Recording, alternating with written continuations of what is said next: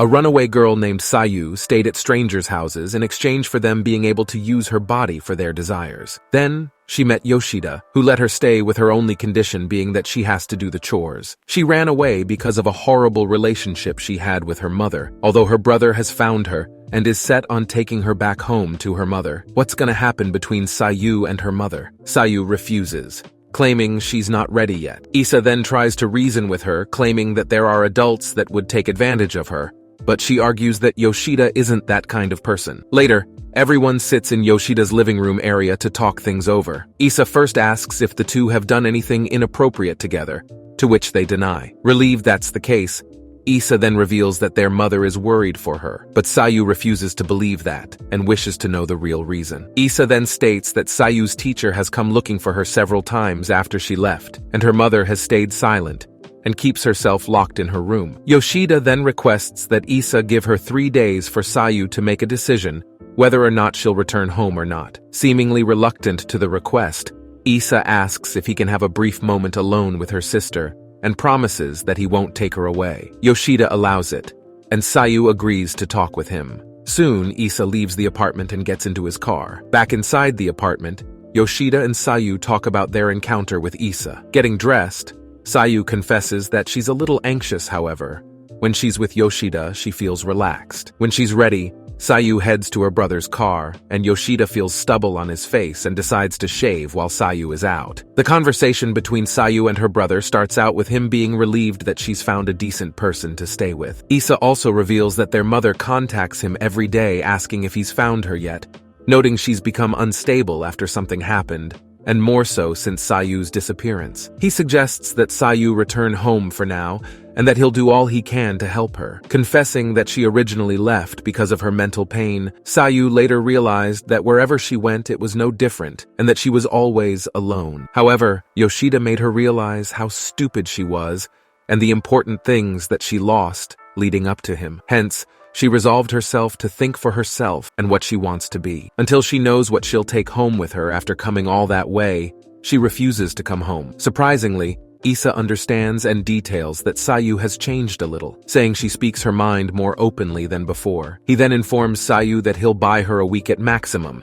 and Sayu thanks him. Afterward, Asami comes over to Yoshida's apartment and is brought up to date about Sayu's situation. Yoshida admits that Issa gave Sayu's decision more respect than he anticipated. From there, Sayu goes in depth about her past that caused her to run away from home. Sayu admits that she never got along with her mother, which was one of the reasons that when she got into high school, she never put any effort into anything. Things like schoolwork and hanging out with friends didn't matter to her, and because of it, she was avoided in school, which was fine with her. However, a single person changed all of that. Her name was Yuko Masaka. In a flashback, Sayu and Yuko eat their lunch on the rooftop, and Yuko asks why Sayu always looks so cool, and the question baffles Sayu. Sayu considered Yuko like her, an outcast in their school, but she enjoyed spending time with her. Eventually, a group of girl bullies targeted her, and when Sayu asks why they are on the school rooftop, Yuko asks if she rejected someone on the school basketball team, and Sayu says yes, she did. Apparently, one of the bullies liked the boy that Sayu rejected. Curious as to why she's not the one being targeted, Yuko states that Sayu is beautiful and cool.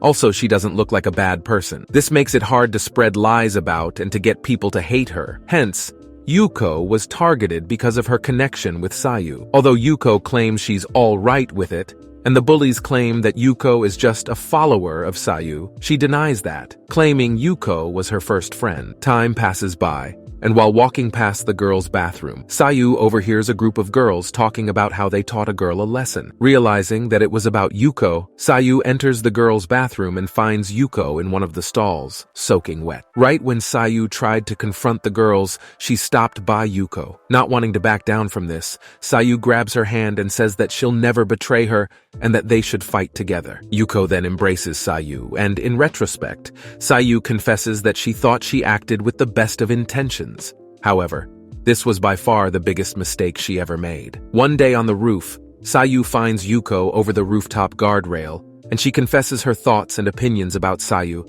and confesses how she ruined her with her presence. Before leaping off the rooftop, Yuko's final words were, "So keep on smiling, okay?" This event left Sayu emotionally devastated. Eventually, news reporters gathered by the Ojiwara household, where Sayu's mother kept them all hidden. When Sayu meets with her mother in the dining room area, she reprimands her for everything related to that girl's death, to which Sayu apologizes. However, she becomes angry when her mother asks if she really killed Yuko and goes on a rant about her and Yuko's friendship. Believing that she's more of a hindrance than anything staying in that household, Sayu leaves, but is stopped midway by her brother Issa. She explains that she's leaving because their mom accused her of killing her friend. Understanding Sayu's disposition, he agrees that she needs to have some time away from their mother for a while and later drops her off at the Asahikawa station. Before she leaves, he gives her an envelope with 300,000 yen inside and suggests she stay in a hotel for a while and to contact him if anything goes wrong. Sayu thanked Issa and parted ways with him. However, the money given to her quickly ran out, and the feeling of loneliness and worthlessness slowly crept in on her. Even the kindness from her brother felt like pity, and so she cut ties with him. Not long after this, Sayu runs into a man who takes her in from what she thought was out of the goodness of his heart. That wasn't the case, however, as a few days after living with him, he wanted her to have sex with him, and so she caved in and did it with him. Back in the present, Sayu admits that she's stupid, that she doesn't even remember the man's name that she first did it with. The cycle of staying with men in exchange for sexual favors continued until she met Yoshida. After this long revelation, Asami and Yoshida talk together on his balcony about what Sayu told them and what Yoshida will do about Sayu. He refuses to get involved in Sayu's family issues, and that it's best that she return home. Asami, however, asks what Yoshida wants to do with Sayu, which makes him ponder. Yoshida informs Hashimoto and Yuzuha of Sayu's eventual departure back home with her brother Issa during lunch at his work. Hashimoto tries to put a positive spin on the situation, however, picks up Yoshida's implied disapproval as he slurps his udon noodles. Yoshida then states that because Sayu ran away from home, he could tell that her parents weren't the best. However, Hashimoto points out that her brother is at least on her side, to which Yoshida agrees with, and Hashimoto suggests not delving any deeper into Sayu's family problems. Yoshida quietly agrees and continues to eat his udon noodles as Yuzuha and Hashimoto look concerned. That night, Yoshida runs into Issa, who waits for him outside of his apartment. At a park by a bench, Issa apologizes for his rude remarks from the day before. Yoshida brushes it off, and the two sit down and talk. They first talk about Yoshida's first encounter with his sister. The subject then changes to Sayu's family backstory involving her parents, and most of Sayu's adolescent life leading up to the present day. Issa confesses that Yoshida may be the first parent-like figure that Sayu has ever liked. This surprises Yoshida, as Issa then bows in respect and thanks him for taking care of his sister. As Yoshida brushes off the compliment as nothing special, Issa notes that only a few days remain for Yoshida to remain with Sayu, and for him to continue being by her side. Back at Yoshida's apartment, Sayu is informed of Yoshida's talk with her brother, who then notes the problems she caused for the two of them, and her fear of returning home. Sayu, however, realizes that she has to return home and to make sure that she's ready.